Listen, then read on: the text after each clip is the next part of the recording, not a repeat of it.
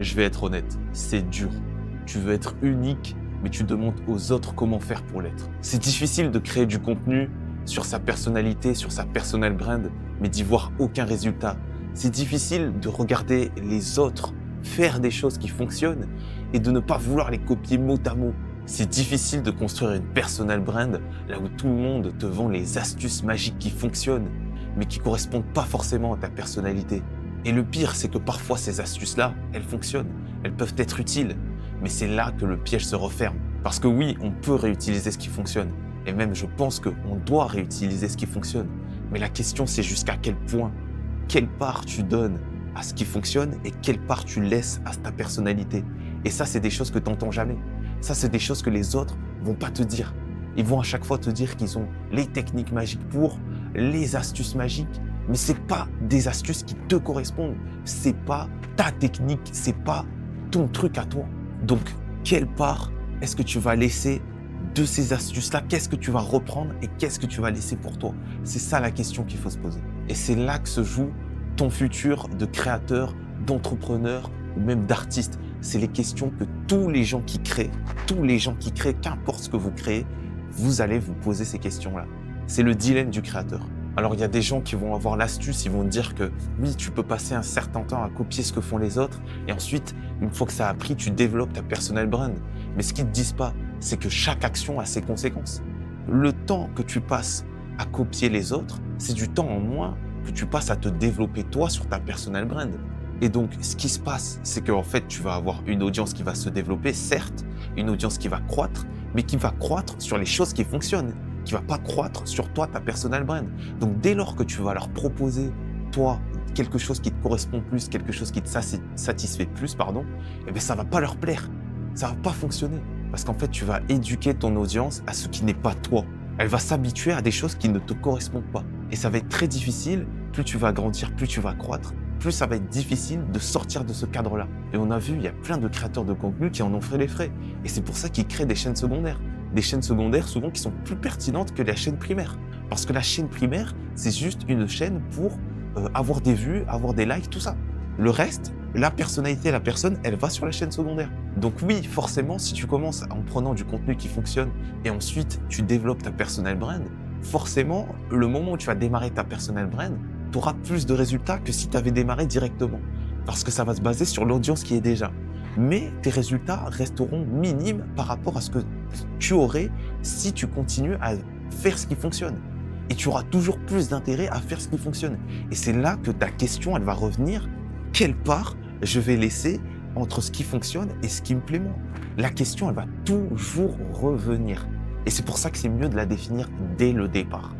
Dès le départ, tu dois savoir où est-ce que tu vas, qu'est-ce que tu acceptes de laisser, qu'est-ce que tu n'acceptes pas de laisser. Dès le départ. Et c'est mieux comme ça parce que tu vas construire quelque chose de solide. Dès le départ, tu vas poser les fondations. Et comme ça, quand ça va croître, tu n'auras pas besoin de changer. Les choses seront déjà réglées. Parce que c'est ça la question qui va se poser. Est-ce que je dois continuer à faire ce qui me correspond ou est-ce que je dois continuer à faire ce qui marche? Et ça c'est une question de fou. C'est le dilemme de tout créateur. Tout le monde passe par cette question. Et si tu fais quelque chose qui ne te correspond pas, tu vas avancer en t'éloignant de ta vraie destination. Donc en fait, tu avances en termes de stats, donc tu vas regarder les chiffres, tu avances, mais en fait, toi, tu recules sur ce que tu veux faire.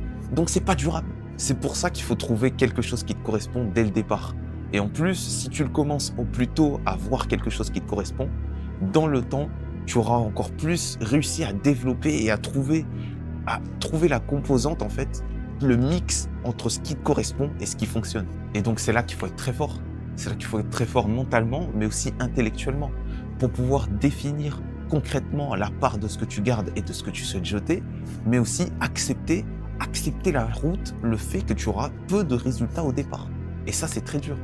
Alors, je suis pas là dans la démagogie, comme je l'ai dit, à vouloir dire « oui, sois unique, fais les choses comme tu le sens, etc. » C'est pas ça. C'est pas ça du tout. Il faut forcément que tu joues avec les codes. Mais encore une fois, c'est une question de dosage. C'est une question de dosage. Donc, il te faudra sûrement reprendre tel ou tel format, telle ou telle formule, mais ensuite, derrière, ajouter ta signature.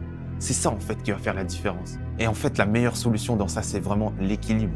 Il y a une stratégie qui s'appelle la stratégie portefeuille.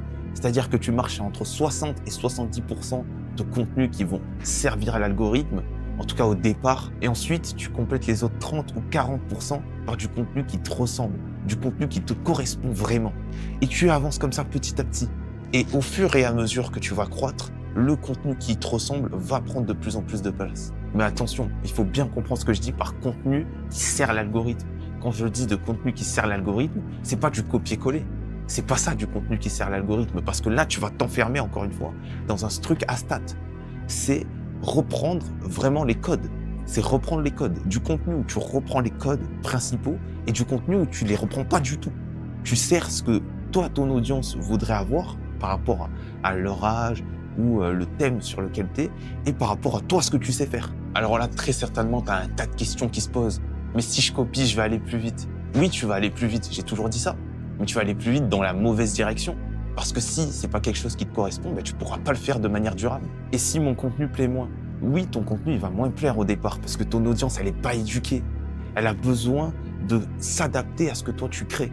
Alors c'est pas pour autant qu'il faut être 100% créatif parce que si les gens ne te connaissent pas, ils vont pas pouvoir adhérer, comme j'ai dit. Il faut réussir à implémenter certains codes pour qu'ils puissent t'identifier dans ce qui se fait. Mais vaut mieux avoir une plus petite audience qui s'identifie vraiment à ce que tu fais plutôt qu'une plus large audience qui te confond dans la masse. Et finalement, tu n'es qu'un parmi tant d'autres et quelqu'un d'autre plus tard, comme dans tout marché, viendra te remplacer en faisant mieux ce que tu fais plus rapidement et en correspondant plus à une audience jeune qui apparaîtra. Et après, tu peux te dire, mais moi, j'ai pas encore de style. Oui, si t'as pas de style, ça se fabrique pas en une vidéo. Ça se fabrique en 100, même si des dizaines, des milliers d'heures de création pour définir son style. Moi-même, je suis encore en train de définir petit à petit ce qui me plaît ou pas. Les vidéos que je veux faire, c'est tout le temps, tous les jours un travail. Et au fur et à mesure, on commence à se rapprocher de quelque chose qui me plaît, de quelque chose qui peut servir l'algorithme et de quelque chose qui est durable et qui peut avoir une audience. C'est comme ça, c'est en faisant, il n'y a qu'en faisant que tu trouveras ton style. Sinon, c'est impossible, tu ne trouveras jamais ce qui te plaît. Alors si tu veux continuer à faire comme les autres, oui, copie jusqu'à ce que ton contenu soit lessivé, jusqu'à ce que ton audience n'en puisse plus, jusqu'à ce que toi-même tu ne puisses plus aimer, supporter ce que tu fais. Copie jusqu'à ce niveau-là.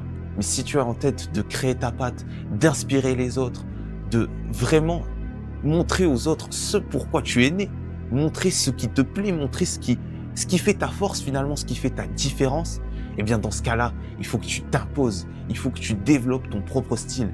Et qu'est-ce que tu attends? J'ai mis un lien dans la description pour que tu puisses m'appeler gratuitement, pour qu'on puisse discuter ensemble de ton projet et voir si je peux t'aider. Et si je peux t'aider, je t'accompagne gratuitement pendant 2 semaines. 2 semaines, tout simplement pour te montrer à quel point je peux t'aider à faire progresser rapidement ton projet. Alors qu'est-ce que tu attends encore? Rejoins-nous sur Discord, abonne-toi et active ton mode créatif.